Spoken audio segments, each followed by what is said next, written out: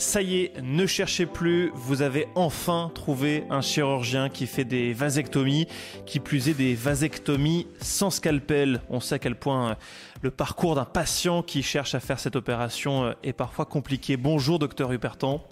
Bonjour Cyril, bonjour à tous. Il faut dire qu'il n'y en a pas beaucoup en France des urologues qui font des vasectomies sans scalpel. On a combien de docteurs, combien de centres en France qui font de telles opérations, docteur ? Alors, écoutez, c'est très difficile de donner un chiffre. Déjà, on est dans un pays avec une spécialité d'urologie qui est très organisée. Tous les urologues sont des urologues d'exception. Après, le contexte, quand je vois l'expérience québécoise, canadienne, les centres de vasectomie sont limités à quelques médecins qui sont dédiés à la vasectomie sans scalpel. Il y a un effet de centre.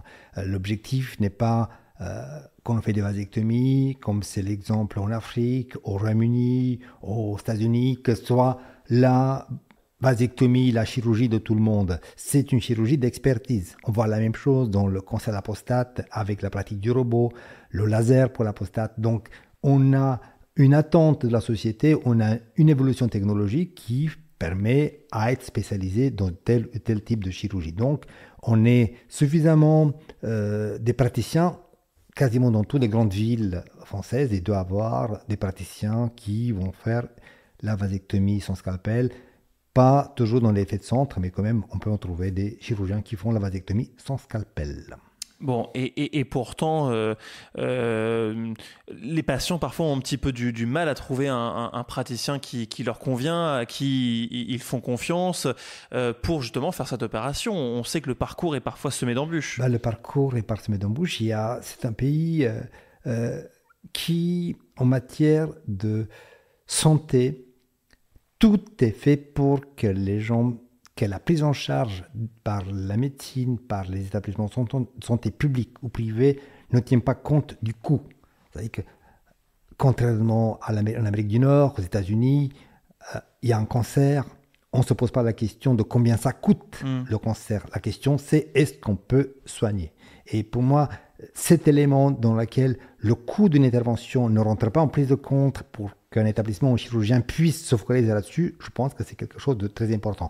En revanche, ce qui pourrait sembler comme la chirurgie de confort, la chirurgie esthétique, la chirurgie fonctionnelle de confort, parfois évidemment, elle est moins bien prise en charge parce qu'on a mis le paquet sur le cancer, la neurologie, la cardiologie, le diabète, les maladies métaboliques. Donc je pense que c'est quand même un système qui est, pour ma part, très équilibré.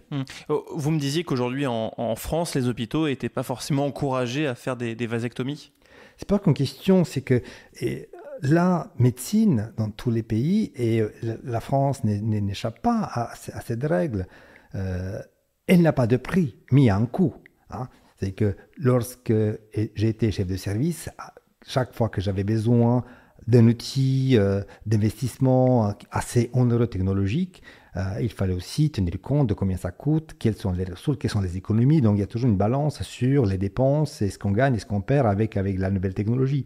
Donc évidemment, et que lorsque vous avez une opération, on regarde le coût et la prise en charge au niveau de l'assurance maladie, l'acte en soi, il n'est pas loin d'une consultation en avis ponctuel. Donc ça veut dire que ça coûte autant, ça rapporte autant une vasectomie dans laquelle le chirurgien hospitalier ou privé va au bloc opératoire, prend le risque, il y a les ressources, ou bien il fait des consultations dans son bureau. Donc le niveau de l'investissement n'est pas tout à fait le même. Alors aujourd'hui, vous vouliez parler des outils indispensables pour que la vasectomie se développe encore plus en France. Et la première chose, la première notion, c'est l'expertise. Il faut des experts, en fait. J'ai identifié 3 éléments en discutant avec mes amis nord-américains, avec Michel Labrec au Québec, et puis avec bien d'autres. J'ai identifié 3 éléments clés qui sont indispensables afin de développer une offre cohérente et adaptée de vasectomie sans scalpel. Cette offre, avant tout, on a bon à être formé. Si tu n'as pas les outils, c'est pas la peine. On le voit bien, mais ça, c'est que par métier, c'est dans tous les métiers. On a beau avoir des ingénieurs, on a beau avoir des artisans, si on n'a pas les outils. Donc, l'élément primordial sont les outils. Et quand j'ai commencé en 2010, voire même en 2016, il n'y en avait pas. Parce que la vasectomie sans scalpel n'étant pas développée, il fallait s'organiser, se trouver par soi-même. Donc, les premières ont été faites sur mesure en Allemagne. Évidemment, la qualité était pas tout à fait parfaite parce que c'était du sur mesure et donc je n'avais pas d'idée, c'est dont j'avais besoin. Pour qu'on comprenne bien, les outils, ça va être quoi, par exemple, concrètement? Le docteur Lee, parce que finalement, il faut rendre à César ce qui est à César. La vasectomie sans scalpel, ça a été inventé par le docteur Lee. On l'appelait pendant très longtemps la Lee technique. C'est un chirurgien chinois dans les années 70. Il a développé et designé deux instruments, une pince à anneau destinée à la vasectomie et une pince pointue, la pince mosquito, qui remplace le scalpel, une pince pointue. Donc il faut un minimum ces deux instruments. Tout le reste, on a au bloc opératoire, il n'y a pas besoin d'outils spécifiques. Et ces outils, on ne les trouve pas en France. Les premières, je les ai fabriquées en Allemagne, sur mesure, n'étaient pas du tout au top, parce que du coup, la taille ne correspondait pas. J'ai eu la chance de travailler avec des fabricants suisses, avec y compris le prix qu'on fait en Suisse. C'est quoi? C'est des centaines d'euros, voilà, voire plus? C'était, si on veut un investissement pour un centre de vasectomie, il faut compter une dizaine de milliers d'euros. Ouais, donc même, une bonne dizaine de milliers d'euros. Donc moi, c'est pas nécessairement donné, mais on a déjà de la qualité parce que c'est des instruments qui sont destinés. Donc on a déjà un frame, un schéma, un modèle qui sont adaptés à la vasectomie. Et puis depuis peu, on a la chance d'avoir des distributeurs français qui offrent des instruments adaptés pour la vasectomie sans scalpel, ce qui permet d'ailleurs la création de différents centres de vasectomie sans scalpel en France. Donc ça, c'est la première chose.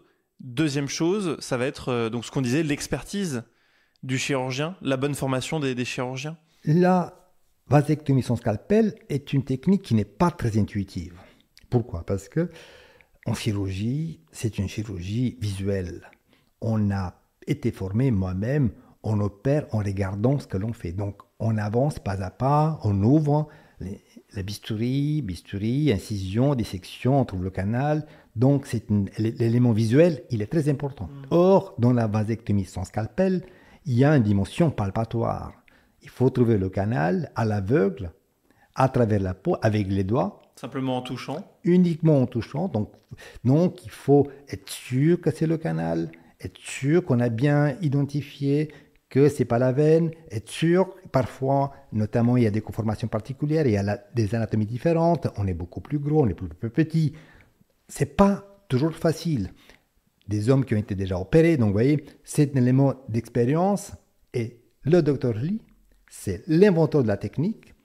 Il disait qu'il faut au moins une petite vingtaine d'interventions sous supervision d'un expert avant d'être relativement autonome et commencer tout seul. Lui disait une vingtaine d'interventions. Vous me disiez même en réalité plus, quoi. Potentiellement plus. Je ne sais pas si je suis un doué ou pas. J'ai eu besoin d'une bonne centaine. Je commençais à être à l'aise après une bonne centaine de vasectomies. Là, au moment où je vous parle, je m'approche de 1200 vasectomies.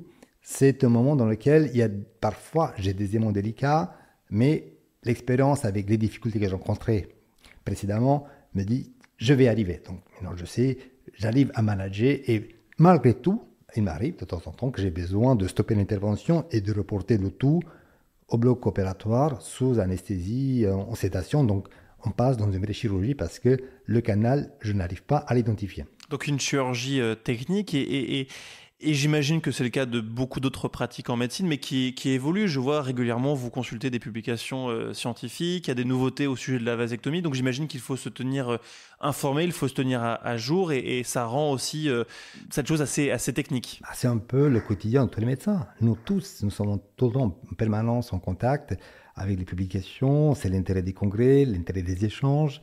Je fais partie d'un groupe, d'un forum, d'un groupe avec tous les experts mondiaux, donc je vois de temps en temps des articles, des demandes, des sujets, et que moi-même, de temps en temps, quand j'ai des difficultés en post-opératoire, je pose des questions, il y a des confrères aux États-Unis, au Canada, en Amérique du Sud qui vont répondre, donc du coup, voilà, c'est toujours interactif parce que ça évolue et il faut être tout le temps au courant de ce qui se fait, ce qui se publie, ce qui se dit sur les sujets concernant la vasectomie. Il y a une solidarité entre urologues? Il y a un monde entre les urologues, bien sûr, on s'aime tous. Et puis, il y a une solidarité entre ceux qui font de l'urobot, parce que les gens se connaissent, entre ceux qui pratiquent le laser dans la chirurgie de la prostate. Et puis, entre les vasectomistes, ce qu'on appelle, nous, les vasectomistes, avec mes amis québécois en Floride, Royaume-Uni, on est en permanence en contact. Donc, on se voit que rarement, mais on échange beaucoup sur ces sujets autour de la vasectomie et des difficultés à rencontrer. Et c'est ce qui permet de faire en sorte, j'imagine, qu'aujourd'hui la vasectomie soit aussi bien maîtrisée et aussi souvent réussie. Dernière chose, on a la technique, le plateau technique, les outils adaptés. On a des gens véritablement formés à la vasectomie sans scalpel. Il manque quoi? Il manque des patients maintenant. Et tout est lié. On a des instruments, on fait des vasectomies, on ne sait pas trop, on a des difficultés, on peut avoir des complications, on a besoin des patients, on opère, petit à petit la confiance s'installe, les patients font de la publicité, ils en parlent, donc vous commencez à avoir de l'expertise, donc ça se lie, là on est ce qu'on appelle dans un effet centre, et l'effet centre, comme les centres québécois, une équipe de 3 ou 4 spécialistes de la vasectomie, avec 3 à 4 000 vasectomies à l'année, voire plus, et avec tout ce qui considère le centre, le plateau, le personnel, la salle d'attente, le bloc opératoire, adapté, etc. Donc il faut les 3 éléments, plateau, chirurgien avec expertise, un ou plusieurs, et la file active des patients. Mais aujourd'hui, en France, on a tout ça. On a des excellents chirurgiens. On a, vous le disiez, des entreprises qui fournissent les outils adaptés. On a des patients qui ont envie de faire des vasectomies, qui ressentent le besoin. Et pourtant, vous me dites régulièrement qu'on est à la traîne. Qu'est-ce qui se passe? Où est-ce que ça pêche? Ça pêche. Il y a plein de facteurs. Il y a le facteur lié à la loi. La loi française, la loi du 4 juillet 2001 qui fixe le cadre légal de la vasectomie stipule entre autres un délai de 4 mois. Donc on se pose la question, qu'est-ce qui se passe?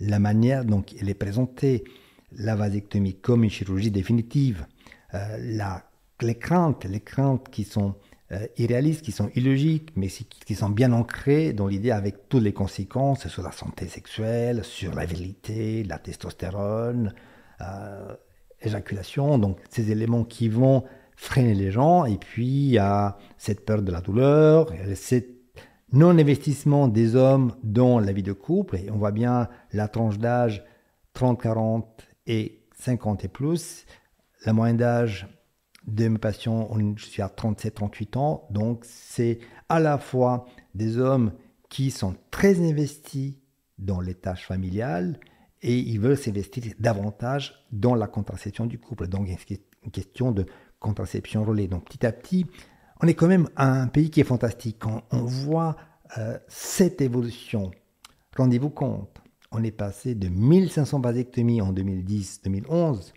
à 30 000 vasectomies en 2023. Donc, c'est explosif. Donc, le nombre des vasectomies. Et pour la première fois, le nombre de vasectomies a dépassé le nombre des ligatures des trompes, ce qui est pour ma part extraordinaire. Ce qui pour vous est une réussite, on l'a bien compris. Merci beaucoup, docteur. On a compris qu'il fallait au moins 3 outils réunis pour que la vasectomie se développe pleinement. Les outils des chirurgiens formés, experts, et puis des patients qui ont besoin de faire cette opération. On comprend également qu'il y a toujours des freins comme la loi, comme le fait que cette chirurgie soit souvent présentée comme définitive avec toutes les craintes qui en découlent sur la virilité, sur est-ce que ça accentue le risque de cancer, ce genre de craintes. Merci beaucoup, docteur. On parle de quoi la semaine prochaine?